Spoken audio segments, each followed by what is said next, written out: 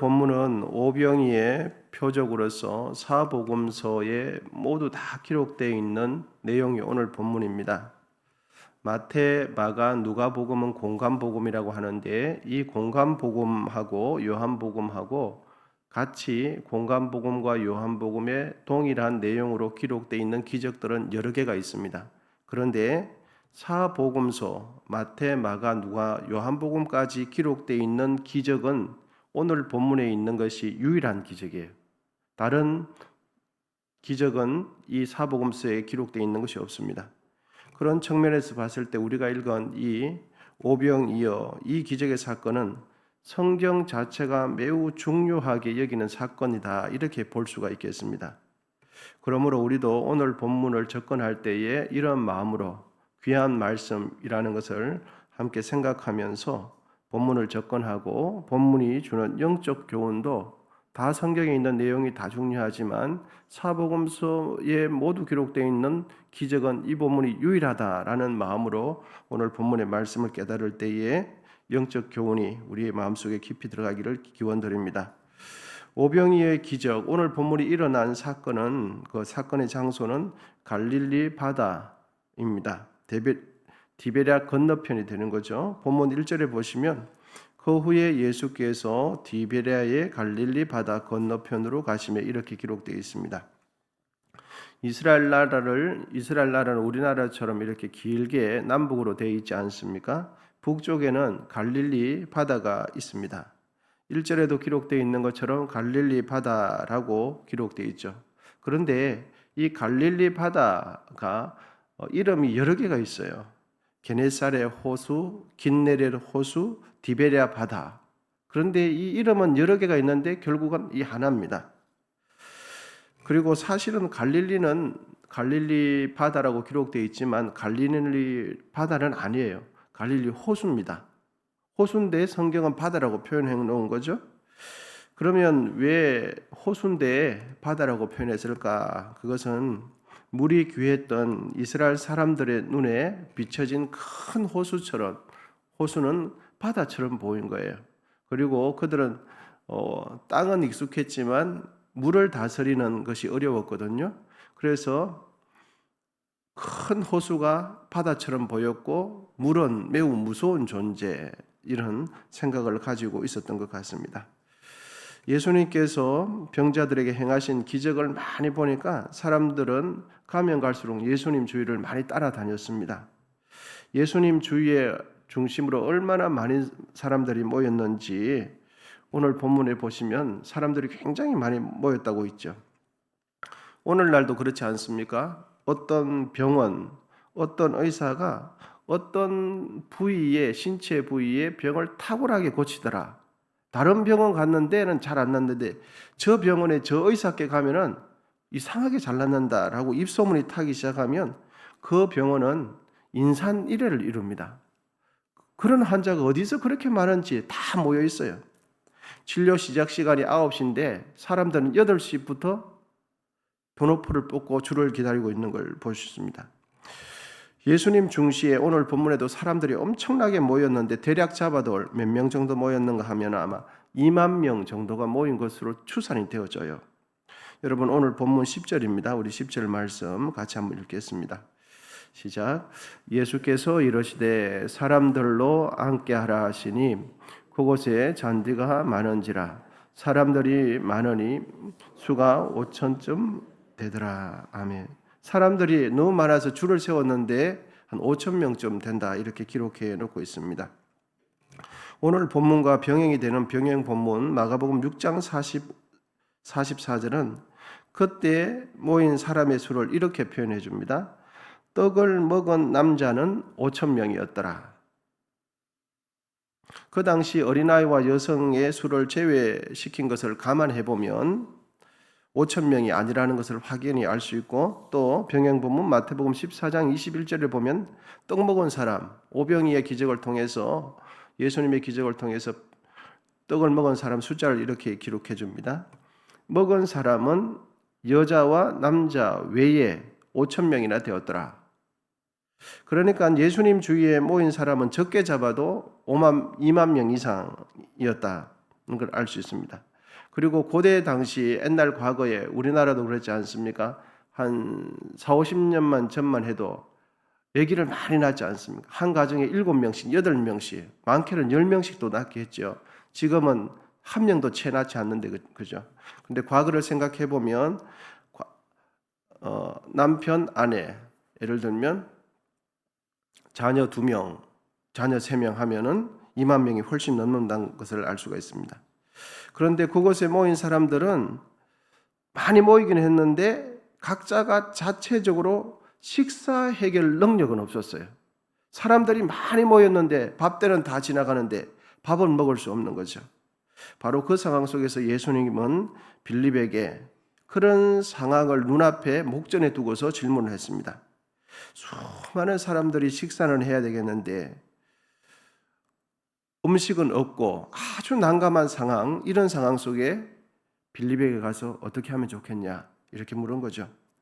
예수님은 빌립의 생각을 듣고 빌립의 생각이 도움이 되면 도움을 얻으려고 질문 드린 것이 아니라 그런 상황을 통해서 그 상황을 통해서 빌립에게 무엇인가를 가르쳐 주기를 원하셔서 의도적으로 빌립에게 말을 붙인 거예요.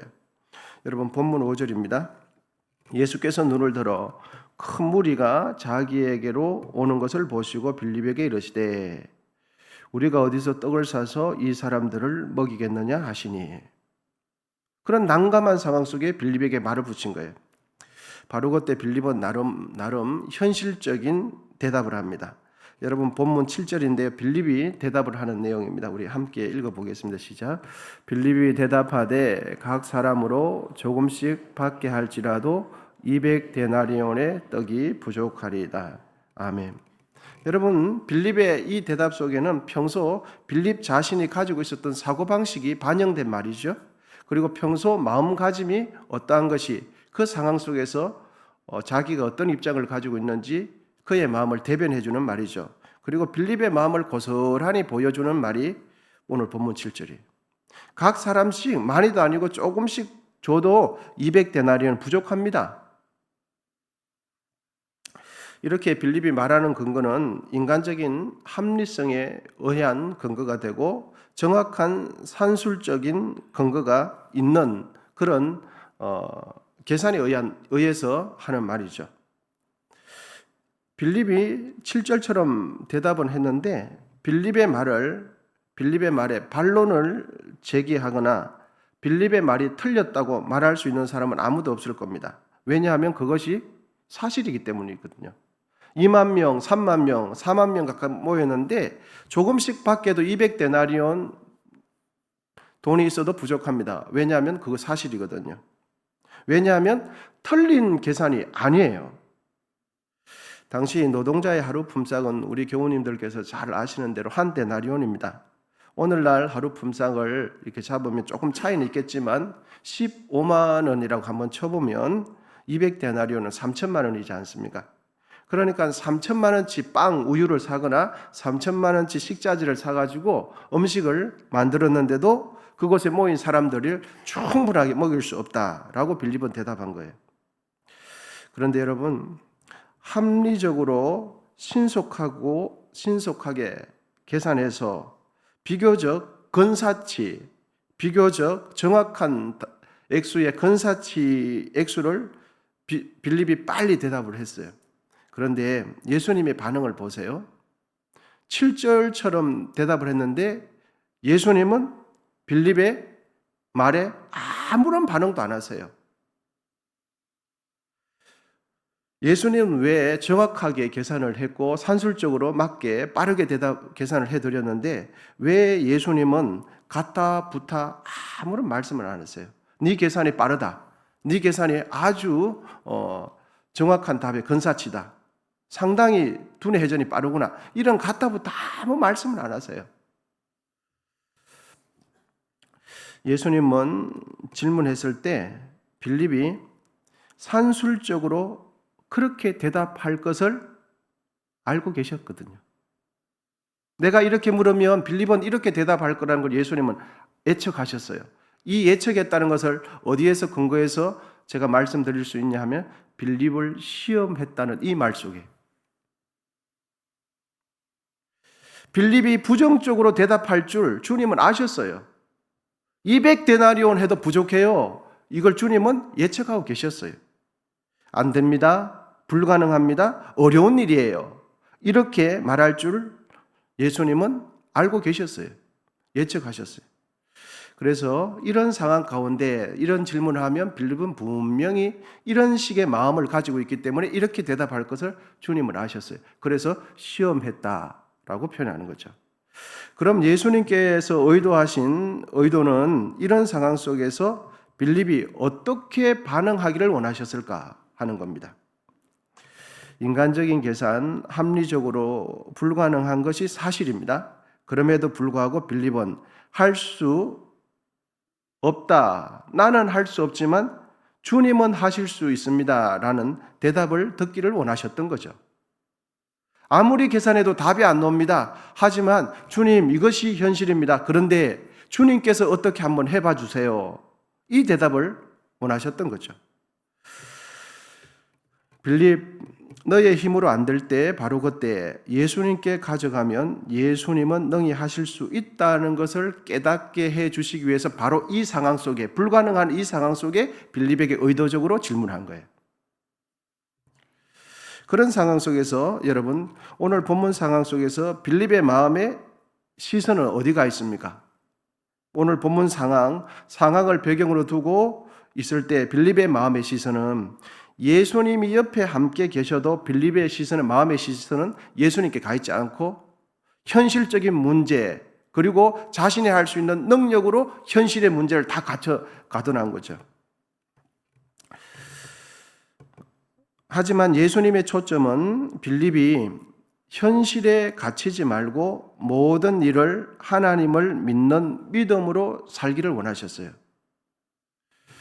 빌립의 초점은 자신의 능력에 갇혀 있었지만 예수님은 자신의 힘과 능력이 안 될 때 바로 그 순간에 하나님을 생각하고 하나님의 능력을 의지하는 그 마음의 태도를 가르쳐 주기 위해서 바로 이 상황 속에 질문을 드린 거예요.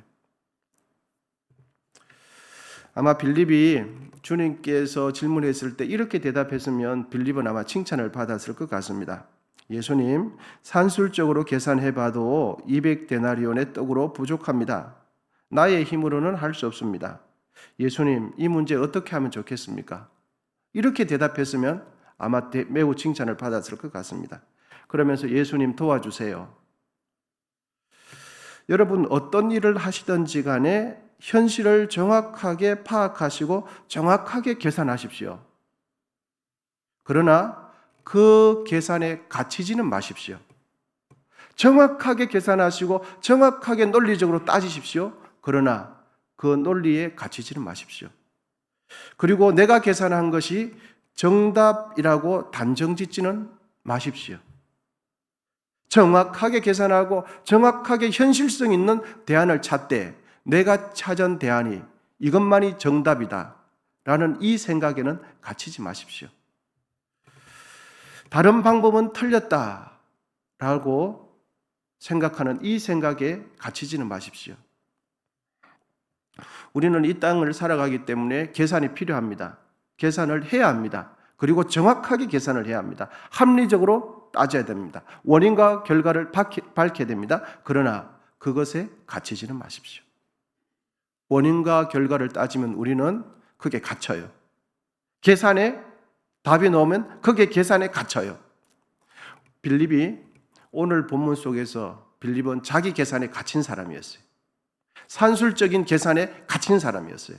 그런데 예수님께서 자기 생각에 갇혀있는 그 빌립을 끄집어내기를 원하시는 거죠.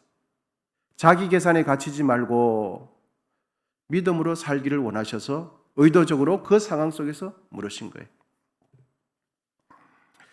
여러분 충분히 계산하십시오. 그리고 충분히 합리적으로 판단하십시오. 그러나 그곳에 갇히지는 마십시오. 왜냐하면 하나님은 나의 논리, 나의 산술적인 계산, 나의 합리성을 초월하시는 분이기 때문입니다. 내가 내 생각에 갇히면 하나님은 안 계셔도 아무런 문제가 없어요. 빌립 옆에 예수님이 계셨거든요. 그런데 빌립은 자기 계산에만 갇혔어요. 예수님이 계셔도 자기 계산에만 갇힌 거죠. 자기의 논리성에. 바로 그때 충분히 계산하고 충분히 따지고 묻고 한데 바로 그때 그 계산을 주님 앞에 올려드리면 우리는 이 땅을 살아갈 때에 지혜롭게 살아갈 뿐만 아니라 믿음으로 살게 되는 겁니다. 여러분, 계산으로 살지 마시고 믿음으로 사시기를 축원드립니다. 합리적으로 살지 마시고 믿음으로 사시게 되기를 기원드립니다. 그것이 바로 오늘 본문 속에서 가르쳐주는 내용이에요. 함께 기도하시겠습니다.